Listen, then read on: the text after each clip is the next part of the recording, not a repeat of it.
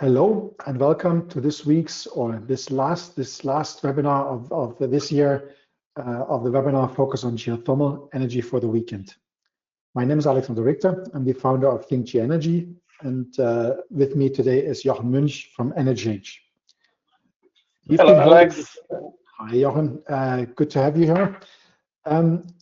It has been a bit of a custom the last few years that we do in our last webinar of the year a little bit of a review of the past year. And we wanted to do the same thing this year. And with me, of course, is Jochen here, who you might not have met before. Jochen joined Enerchange a little while ago and is the editor of ThinkGeoEnergy, our partner website in Germany. Jochen, maybe then over to you, a little introduction to Enerchange and ThinkGeoEnergy. Yeah, Alex, thank you for having me. As you know, Enerchange is a communication agency with a strong focus on deep geothermal energy. We support geothermal projects, offer strategic consulting, organize specialist conferences, and also operate, as you said, the most widely read information portal on deep geothermal energy in the German-speaking area. The great strength of all our activities is the combination of geological expertise and strategic communication. And this is how we make geothermal energy understandable, create acceptance, and help to ensure that geothermal projects are at least successful. And my role at Enerchange is, on the one hand, to manage the additional content of our information portal ThinkGeoEnergy, but I'm also involved as project manager in the communication of various projects. Well, it's a good introduction, and I forgot one thing. You have the possibility to ask questions here in the panel of your webinar tool, and we will try to give it some space. If you have some questions to put in for us, we'd be very pleased to answer them. And I'm also very pleased to see a lot of names of people representing companies that have made a lot of the headlines of this year registered for this webinar. So hopefully we'll touch upon a few of those at least. As part of our review of the year, of course, Enerchange and ThinkGeoEnergy, or deep geothermal, have, let's say, a different geographical focus. So Enerchange, of course, focus on the German-speaking market. ThinkGeoEnergy, let's say, looking more at the global market. So we're going to split this a little bit. And with that, I maybe just want to move over to Jochen to kind of talk a little bit about some of his and the company's highlights of this year. Yeah, thank you, Alex. What especially excited us at Enerchange this year was the response to our two major events. We set a new attendance record at the Praxisforum Geothermie Bayern in Pullach near Munich, and our second Congress, the IGC Invest Geothermal in Frankfurt, also revealed something very important, namely a significant increase in investor interest in deep geothermal energy. So it's becoming increasingly attractive to more and more banks and other funders. The highlight for me as editor at ThinkGeoEnergy is for sure the huge growth in our visitor numbers. We will reach almost 3 million page visits this year in the German market or in the German-speaking market. And for me, this is the best confirmation that deep geothermal energy is an absolutely booming topic. Excellent. Yeah, no, and maybe kind of reflecting a little bit on ThinkGeoEnergy for this year. I just shared this earlier today. As we have, of course, we have thinkgeoenergy.com as our main platform, but we also, of course, maintain a Spanish website called Piensa Geothermia and Geothermal Haberler as a Turkish platform, which, of course, are smaller in size, but overall, I think we now have between 7 and 7.5 million page views for all three sites together, and about 1.6 million visitors. So that's a huge number for us, and has grown quite a bit over the past few years. And I guess it reflects a little bit also, let's say, the broader interest into geothermal. And hopefully with that we can expand this a little bit further.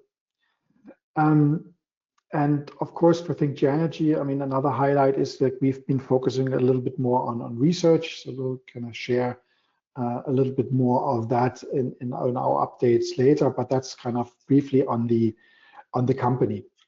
And going to Germany, I mean, Germany just announced, I think this week, a long-awaited program for like a risk insurance / loan program. So there's a lot of interest and a lot going on, but maybe Jochen, you can tell us a little bit more of, let's say, some of the key highlights for the geothermal sector in Germany this year. Yeah, as you mentioned, the political decisions are really big issues for the German market. We should talk about later in some minutes, in several minutes. First, I would like to introduce some of the things we've seen in the real market already.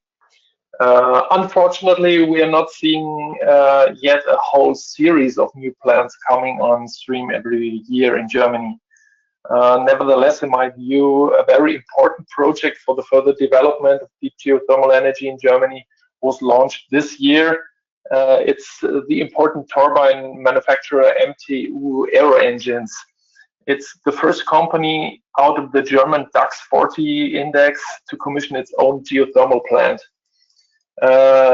They are located in Munich, and in future, about 80% of the heat consumption at the main factory in Munich will be covered by geothermal energy. MTU is already considering a second geothermal project in several years, and in my view, we are clearly seeing further development in the German market, especially in the industry. Industry is now getting involved, and there will soon be a number of exciting projects in this area in particular. So I should mention a quick overview. In Germany, there are currently around 40 deep geothermal plants in operation. However, the number of exploration permits has almost doubled in the past 2 years to over 150 projects. But what we see in this situation, all projects are still carried as individual ventures. But now I think it's the time to use the rise of the geothermal energy for industrialization.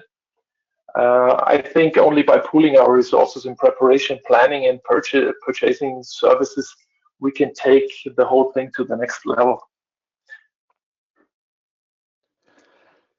Yeah, I mean, then maybe I reflect a little bit on the, let's say, global market here with, I guess, focus on power generation for the ThinkGeoEnergy at least.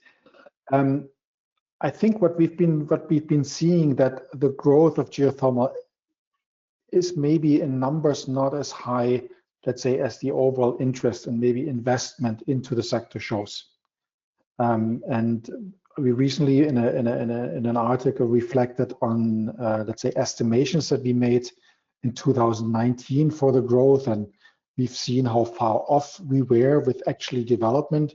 So development has been actually much slower in the last 5 years than I guess we all expected and hoped for. And the reason are manifold. I mean, there are of course the, let's say, COVID challenges and so on, but there's still some structural challenges facing the sector. So for example, last year, only about 213 megawatt have come online,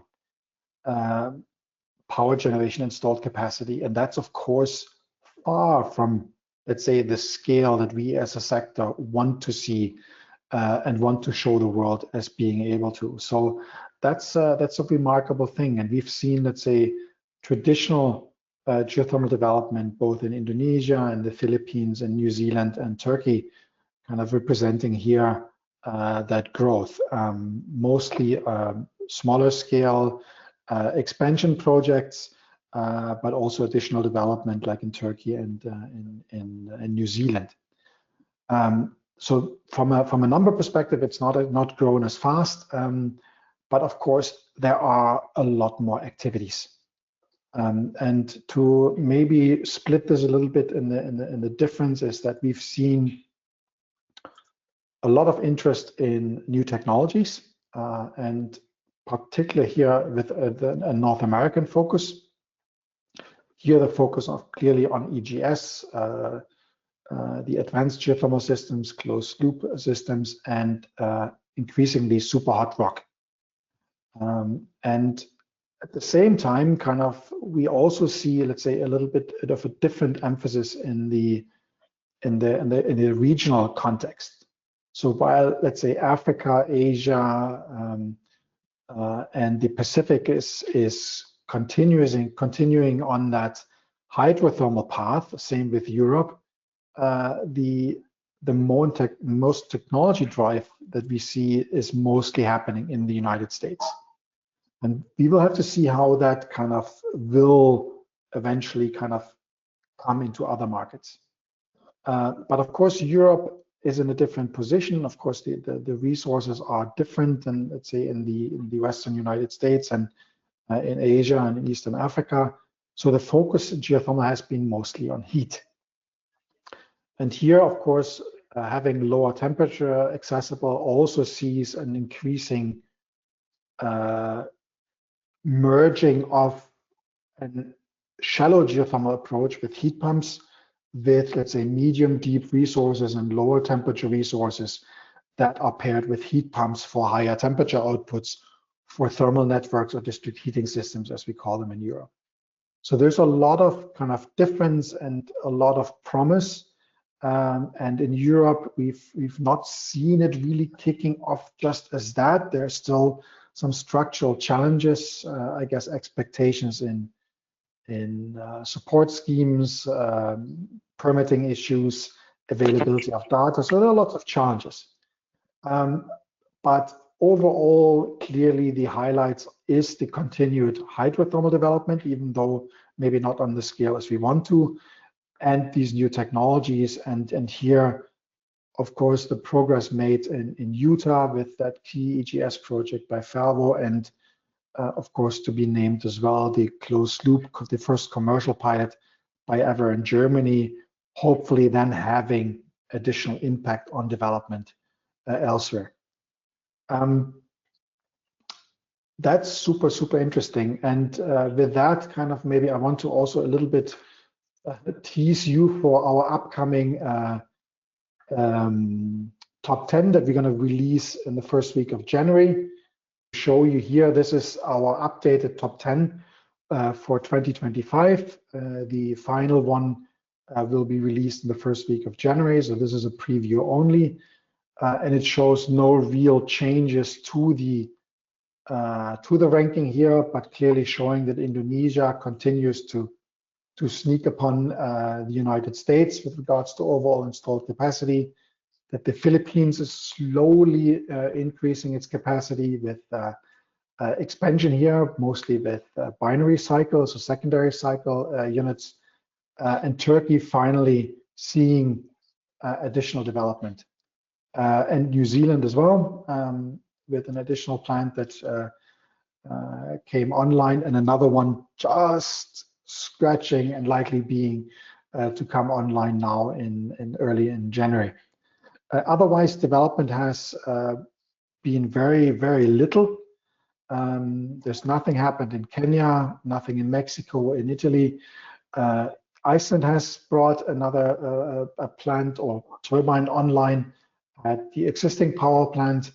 And that's about it in large, let's say, larger development that we've seen over the year.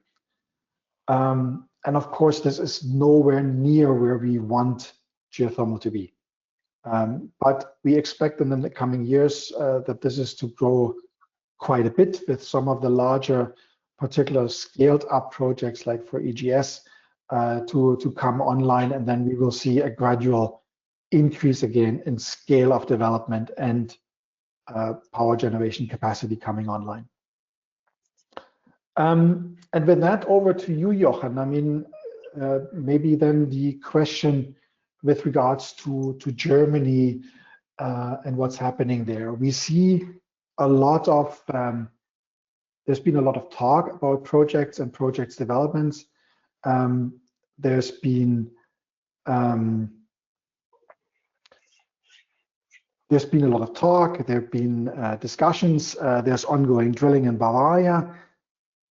but a lot of the larger scale city projects, kind of where do you see them coming? For example, Munich, for example, Berlin and others. Kind of what's the status there? Yeah. As I said, when you look at the global numbers, and there's a kind of stagnation, and we have seen this in Germany, and it's the political thing that you already mentioned, and I should talk about some more. What we see are really the most important issues for the geothermal energy in Germany are the political decisions that have been made in the recent weeks. The German government has now sent a very important signal with its decision to pass the Geothermal Energy Acceleration Act. And this law simplifies approval procedures and gives the geothermal energy an overriding public interest. It also improves the possibilities for seismic exploration, which is now possible all year round and not just in certain months. We had to wait a really long time for another element for the nationwide expansion of deep geothermal energy, but now it's finally here. Just yesterday, as you mentioned, the Ministry of Economics, the big reinsurer Munich Re, and the Federal Development Bank KfW presented their awaited program to promote the deep geothermal energy. Low interest loans to finance drilling are combined with risk coverage. The program focuses on 2 points. On the one hand, it supports the financing of geothermal drilling with low interest loans, and KfW provides loans of up to 25 million euro per project with a maximum term of 5 years. And on the other hand, the program hedges the exploration, and I think this sends an important signal to make geothermal projects safer for investors and banks. So what there is additional, in addition, is a third government support for the expansion. It's the Geothermal Exploration Initiative in Germany. It provides funding for basic studies, geophysical surveys, and initial drilling. So we see really a lot of potential in these government programs. On the other hand, it took a very long time for these programs to be approved. For example, the discovery insurance was already as good as ready to go at our Praxisforum Geothermie Bayern in last year. But then the German government at the time collapsed, as you know, and the result of this is the geothermal industry lost a whole year. So what we see is all these projects in the cities, as you mentioned. Munich is on the run, Berlin is on the run, the big region of North Rhine-Westphalia is on the run. For this, I will talk about later. But they all have waited for these decisions, and I think now that we have these decisions, we will bring the things to a better future. Maybe reflecting a little bit on that, I mean, of course, I have to be a little bit careful given that I worked as a business developer in Germany, but of course, there's a difference between, let's say, private sector engagement and, let's say, city utilities owned by the cities developing. We've seen, of course, let's say, economically, let's say, better positioned communities like in Bavaria that have kind of done their own geothermal projects. But other cities might be a little bit overwhelmed doing that geothermal projects. Do you believe that the possibility of that risk insurance actually would help cities to do it themselves, or do you think kind of the private sector is still much needed also as an investor in these projects? What we see, especially in Bavaria, is an increasing number of communities and cities and small cities. They do a project together, and there we see a big future. Some communities in the neighborhood acting as one company, and so they do it for themselves, and together they are I think it's one of the best ways to do that. The communities put them together. Okay, and I'm probably kind of also want to indicate kind of again the possibility to ask questions, and there are already a few here. I mean, one complaining that there's no video, but we thought it would be better to actually focus on what we say. So please bear with us kind of doing it like this. The other question here that comes in, that's a more of a global question, is kind of what opportunities geothermal can create for poor and low social economic groups of population. I guess that reflects to the impact of geothermal locally and economic development. And Jochen, I probably it's the best I answer that kind of briefly on the global scale. Geothermal, of course, as a local resource, can have some tremendous local impact, and it was super interesting to see, particularly in the context of heat, kind of how local that impact can be. And of course, depending on how expensive geothermal development is and how the resources are, you can create certain industrial development activities kind of that would help economic development globally, locally. And that depends, of course, a little bit kind of on funding, and a lot of these countries don't have the funding.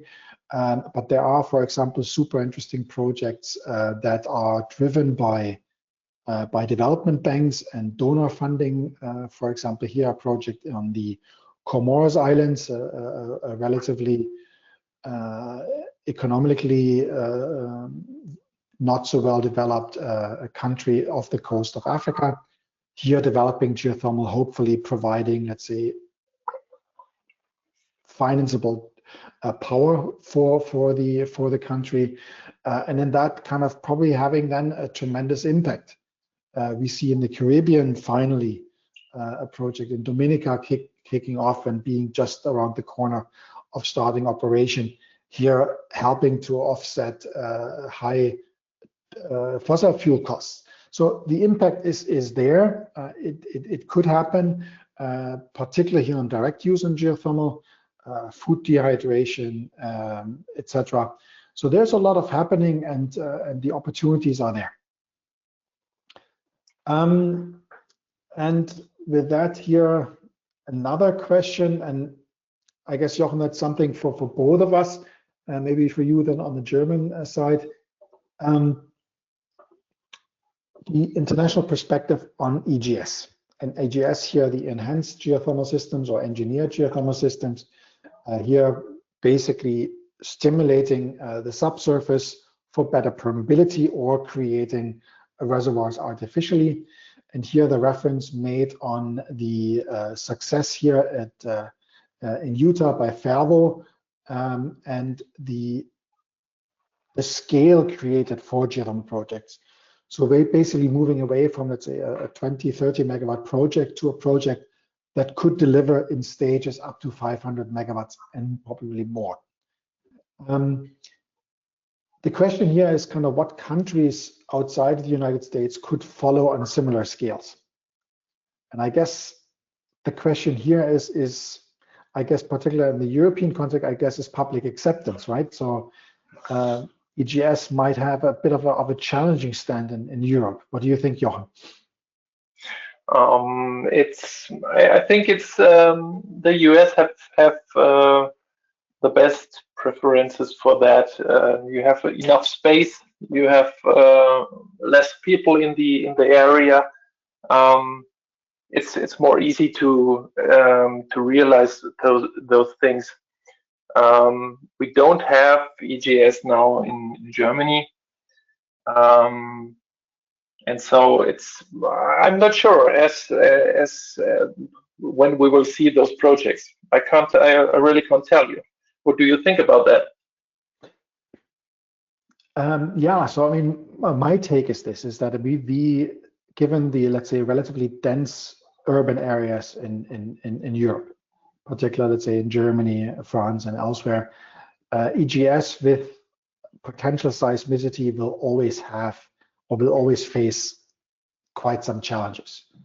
But I guess in the context of utilizing EGS to help permeability, so in one way or another to stimulate, let's say, existing hydrothermal reservoirs for better permeability, and that under a controlled environment where you manage that seismic risk, could definitely be something positive, but it's going to be a hard sell locally.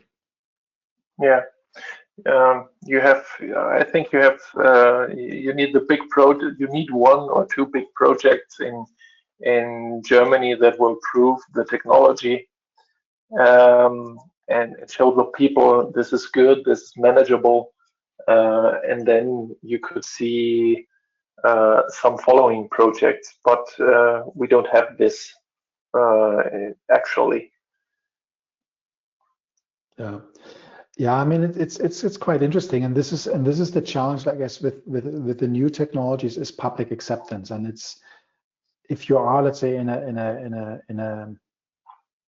let's say in an urban, like in mostly urban areas, I guess for heating, etc., it's going to be very challenging.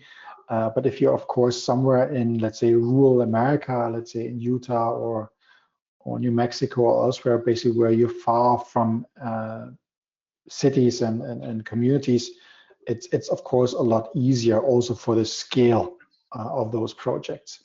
So that's why I think for Europe it's going to be very tricky unless you are in a, let's say, less populated area and you have the geological conditions to allow for it. Okay. But yeah. Let me add something. I think in the more dense area, you need communication. What we know from our many years of experience at Enerchange, that's one thing. You have the technical and the scientific aspects, but you have also communication that plays a very important role for the expansion of deep geothermal energy. And as you said, especially in densely populated regions, it's important to provide the population with information about the projects. You have to tell the technology. And this is, I think, mostly important. It's really important to involve the various stakeholders at a very early stage. And the better and the more intensive the preparation is, the more successful the implementation of the projects will be in the end, even the new technologies. And addressing, let's say, the new technologies a little bit here, I think one of the, let's say, the things that I've been looking at, particularly in the last, let's say, probably 2 or 3 years or a little bit more, we see, let's say, the borders between what we call traditionally shallow geothermal and the deep geothermal, it's increasingly disappearing, because we see companies moving, let's say, in the let's say, lower temperature geothermal, hydrothermal resources, like what we call middle deep or mid-deep geothermal, where you kind of target temperatures of, let's say, between 50 and 80 degrees Celsius, down to, let's say, the ground source heat pumps that maybe people have in their garden. And we see that kind of increasingly growing together. So we see heat pump companies or developers kind of drilling deeper, utilizing, let's say, these closed loop systems that we see now being applied also in the deeper context, for example, on the closed loop systems forever, etc. So the borders between these different technologies is increasingly disappearing a little bit. Is that something that you would see in Germany as well? What we see is what we have seen at the Praxis Forum, especially, is what you mentioned, the mid-deep geothermal thing. You know the project in Aarhus in Denmark. It's a big project for the combination with the mid-deep geothermal and heat pumps. This could show the way for many projects how to realize these things for even big cities. So we see the things growing together in this part. Yes. I mean, I guess it's also, we need to, I mean, I think as a geothermal sector, we also need to understand that geothermal is not necessarily always a solution for any city, because it depends very much on let's say, geological conditions. So in some cases, I guess a geothermal project might not be possible in that hydrothermal sense. So addressing new technologies could help kind of bridge that, but also at some point, maybe just a shallow geothermal project might be the only option. And then of course we have a challenge of scale, but we also need to be realistic as a sector. Do you think? What especially we at Enerchange and the Praxis Forum see is when you talk about the heat in the people have not or the broader the people outside, they are not interested which technology there is used. The business is how much is the heat price. And we shouldn't forget that for the cities, the most interesting question: can we deliver in the geothermal business? Can we deliver the heat with good prices? And this is, I think, the more interesting question for the future. We have to optimize the projects to get good prices.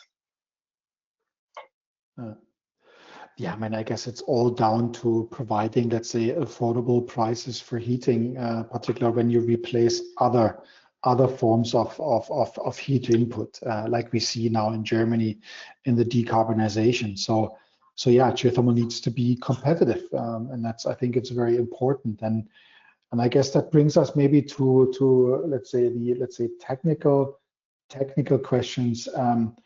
With the activities that are going on now in Germany, we see drilling rigs now being drilling in Bavaria. There are things going to happen in northern Germany. Do you see a challenge maybe accessing technology like drilling rigs and people in the near future? Yeah, we have the issue. As I said, or as I said before, we do not have that many projects in the last year. But on the other hand, we see that drilling rigs in Germany are almost fully booked. So we can see that the geothermal industry has reached its capacity limit for, I think, for the first time. And on the other hand, I think it's also a highlight because it represents a strong expansion of the geothermal energy. But it's, of course, a big challenge for the future. The capacities must be ramped up if geothermal energy is to take over a large part of the heat supply in Germany and in Europe in the future as planned. And maybe I comment on a little bit, kind of taking this a little bit more international again. I think the development and the interest that we see in German geothermal right now shows that that there is an increase in demand for people with a geothermal understanding and development experience. And of course, that is somewhat limited given the scale of the sector. But with all the development now in Germany and also internationally picking up, I mean, as soon as we see more of these projects that are currently prospects to actually gonna start drilling, then things will very, very very soon kind of be faced with capacity issues, not necessarily only on technology, but also on people. And that's going to be bringing in the oil and gas sector more into the game, which in the last year or two has shown a lot more interest into geothermal, which is of course a positive, but it's also been, let's say, a very, how to say, a very challenging thing, because the oil price and the profit expectations in the oil and gas sector is of course a very different than it is in geothermal. And if that interest of the oil and gas companies will be sustainable in the years to come on project development and doing the investments, will of course to be seen. But we see of course companies like OMV or Chevron and others now looking into geothermal, which is positive, and we just sure hope that this will continue. Yeah, but there's an aspect we should think about. As I said, these companies look into geothermal, but geothermal is not first priority. So in the actual circumstances, you have first priority to oil and gas, and as long as this situation is in this way, there is a risk that you will not solve the problem with the capacities. Yeah, but and of course, I mean, if you look at oil companies at the moment, I mean, like the challenges, of course, is that, I mean, as much as they want to do geothermal, and maybe some of the owners, which is in case some governments, they of course want to push a green agenda and also develop geothermal. But when it comes down to the investment decision, even the geothermal team that has been hyped kind of needs to go back to the drawing board and get approval from the investment committee, and is basically faced with internal competition from, let's say, more profitable gas projects. So that's a big challenge for geothermal, and we need to of course showcase how we can create business cases for geothermal that are acceptable for these oil and gas companies as well. And I think heating is an opportunity in that context.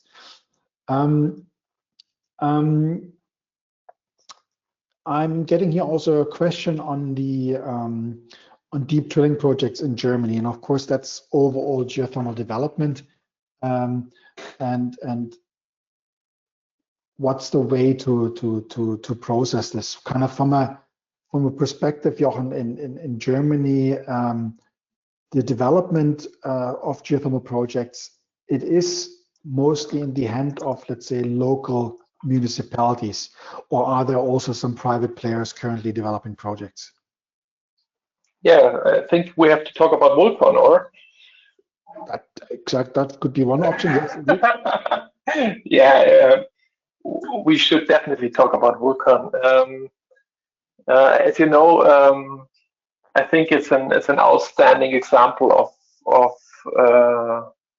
the geothermal business in Germany. Vulcan was developing 2.2 billion euro. Vulcan raised that sum a few weeks ago, and this money represents the total financing package for the implementation of the first project. Is Lionheart. They are doing the extraction of lithium and the energy production in the Upper Rhine-Graben. And so the money comes from commercial banks, from strategic industrial partners, and also, for example, from the new German Raw Materials Fund. And the size of this project is, for me, a really good sign. We are on the run to get away from local projects to bigger projects in the industrial standard. I mean, and the interesting part here is, of course, as well, I mean, this is the interesting part here of geothermal is that in this case, it provides basically two opportunities. One, of course, the lithium as a very hot, let's say, political topic, given energy security and securing, let's say, here lithium as a mineral. But at the same time, kind of here developing these projects, which also benefit locally with heat production and this additional revenue stream, right? So this makes it quite interesting. Yeah, we see more projects that are working with bigger partners. As I mentioned, MTU. As I mentioned, we will see a project at MAN, the German truck and bus manufacturer. They are doing something with the community near Munich, and we see Daimler Truck doing same thing in the Upper Rhine-Graben. So this is the size of the project is I think getting bigger. And of course, time will tell kind of how this will evolve. Will this be, let's say, private-public partnerships where a city works together with a private developer, or a customer here? In this case, you mentioned it, an industrial customer that needs heat. Of course, that will have to be seen. I mean, and that's an interesting aspect as well. And with that moving kind of a little bit back, let's say, to the international scene. It was super interesting, for example, with Fervo now recently also raising, I think it was $500 million or roughly around that number from, among others, Google as a customer here of the electricity. So with that energy demand, we see also globally kind of a stronger interest by the off-takers. So the ones that buy the electricity or the heat to actually help facilitate development so they can use geothermal, and with that they also invest. And that's, of course, let's say, changing the game for geothermal, because it adds an additional source of investment for developers that maybe wasn't existing in the past. So that's a very positive. So, and I think good examples we have here from the heat example, for example, you mentioned MTU, that's close to Munich. We have the same with Audi in Hungary, and there are, of course, similar examples for greenhouses as well, Germany, but of course Netherlands and Kenya. So there's a lot happening on that front as well. And with regards to lithium, you mentioned, of course, Vulcan in Germany. Another announcement came today about a potential listing in the US stock markets for a large lithium geothermal developer in the Salton Sea in California. So there is a lot happening, and we just hope that with that unlocks additional funding and investment for geothermal. And with that, kind of like, I'm coming to an additional question here, and I hope I don't forget then these other questions here. And that ties a little bit back into, let's say, the new technologies, and I guess in that European context, the question on the closed loop systems. Of course, we mentioned Ever earlier with the success of their first commercial pilot, small in scale still, but of course, it was important to prove the commercial concept of it. What could be the impact of, let's say, closed loop? Could it be a game changer, or where do you see closed loop coming in the German context? I can tell you a good number from the Bavarian context. We talked about the Geothermal Alliance in Bavaria, and they say, or as you know, 95% of the total heat output comes from hydrothermal in Bavaria. But the Geothermal Alliance in Bavaria says the real potential in Bavaria, the hydrothermal systems are 5%. That means 95% of the potential is not in the hydrothermal. So if you want to to use this potential, you have to use new technology. So I think closed loop or something like that could be really a game changer, especially in Bavaria and Germany. And I guess that again has global implications, of course, as well. It's all a matter of price. Yeah. And I guess for sure. we briefly talked about this earlier, but let's say in the global context, I mean, we have, let's say, in the traditional hydrothermal sense, we have, let's say, the hot regions of the world, basically along the tectonic plates. We have certain areas like in Germany, which has certain areas with, let's say, a higher geothermal potential. Here being the Molasse Basin south of Munich. We have the Upper Rhine Valley, and then let's say the sedimentary basin in the north of Germany. And we have similar, let's say, favorable geological conditions in other regions, the Pannonian Basin in Hungary and South Central Europe. We have East Africa, of course. So we have certain areas that have a certain geothermal potential, but the new technologies, like here, for example, closed loop, could expand, I guess, the opportunity beyond those classic areas. And I guess the same in around Munich is if you have a hydrothermal resource, that's by far the best commercial option. If you don't have the hydrothermal resource, then of course a new technology like closed loop or super hot could be then the potential. Yeah, and what we see actually in Bavaria is those communities that have one geothermal plant, they are actually planning their second. You see it in the south of Munich, Grünwald, Pullach, and in the whole region of Munich.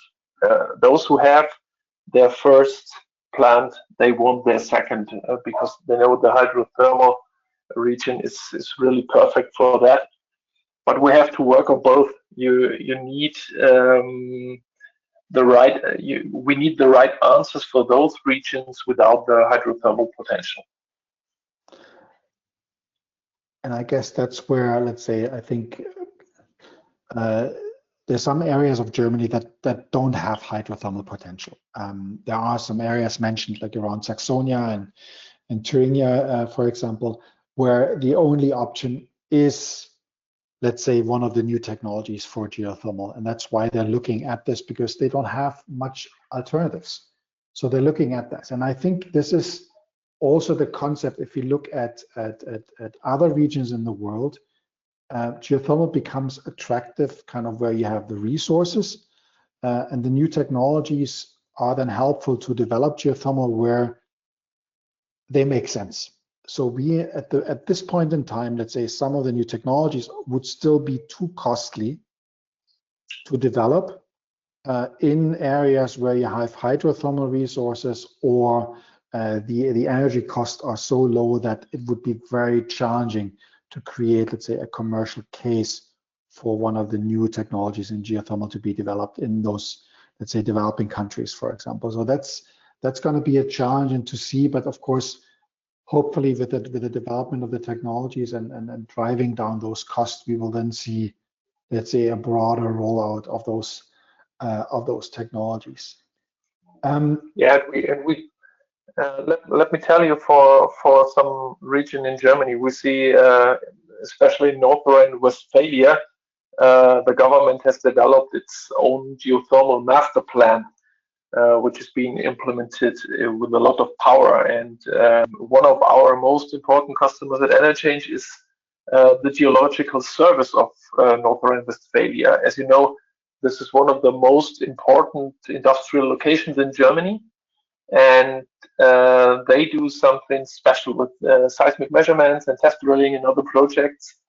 They deliver the basics. So many other people in many other regions and cities can now do a business case for a good geothermal plant in the coming years.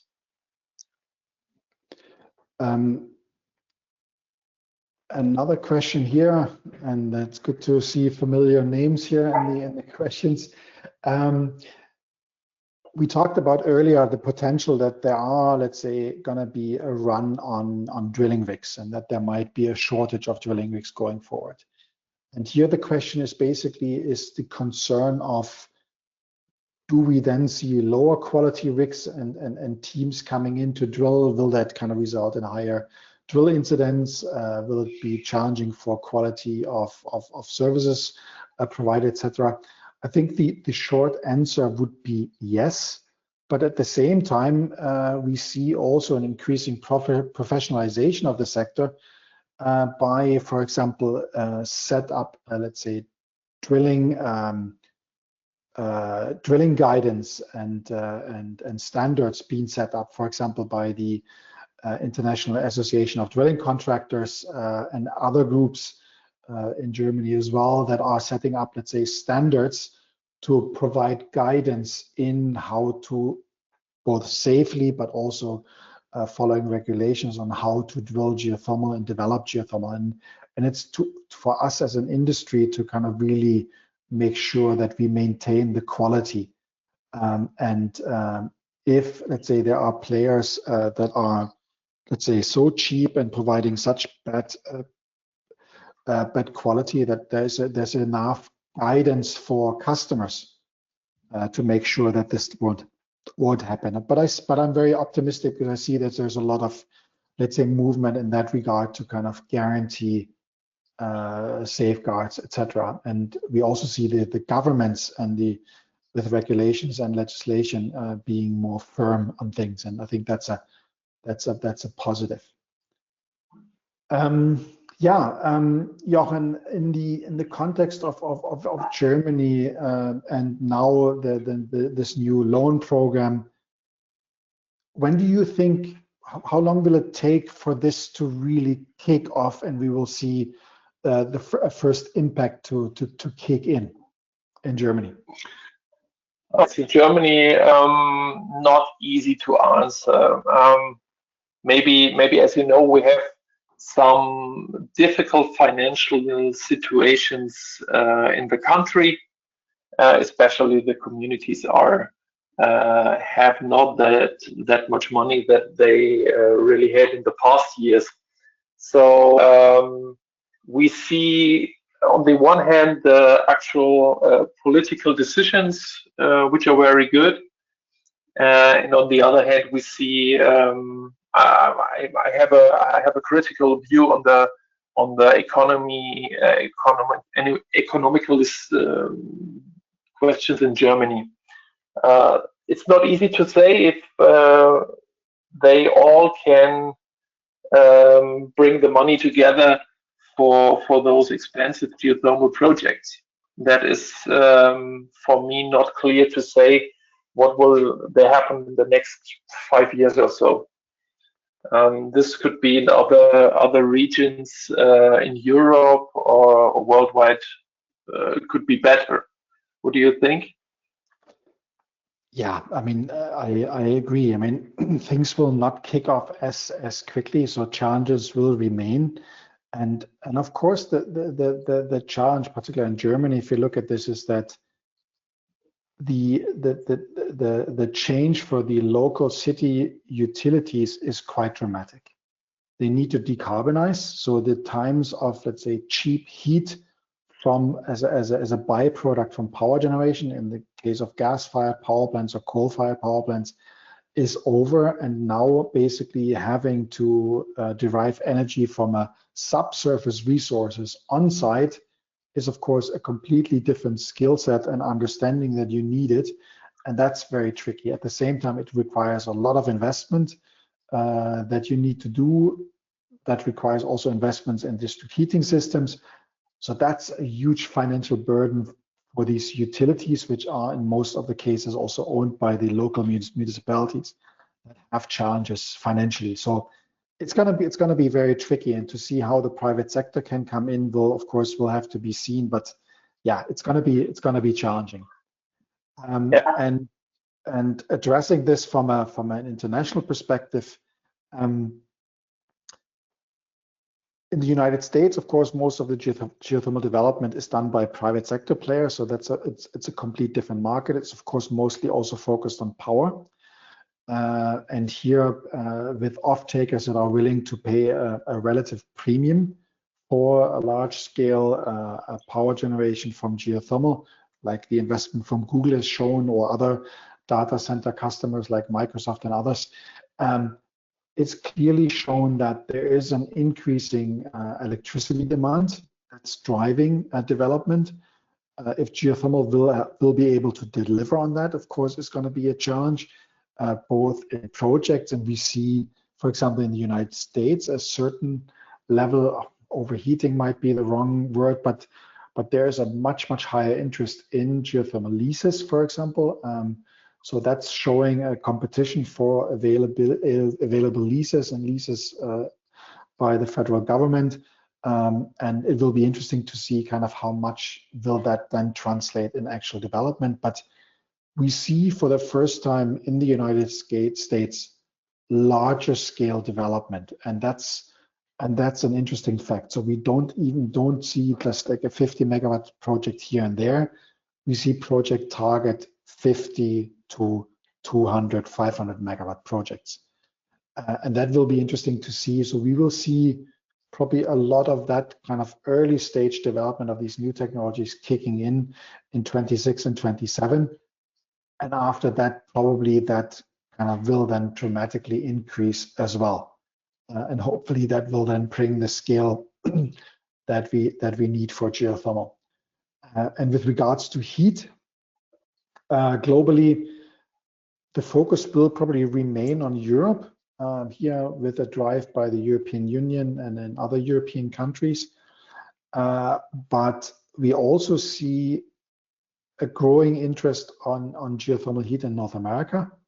And we see here a number of new startups developing heating projects that are maybe closer to, let's say, what we call shallow geothermal with heat pump combined, but they're also looking at urban development and thermal networks. So that will be an interesting part. And internationally, I would say that we see the continued, let's say, development and maybe even increase in development in East Africa. There's been unfortunately not happening that much, but we're hopeful in Kenya at least that things will kick off, and in Ethiopia maybe as well. And then smaller projects across the region. But Indonesia will see an uptick for sure.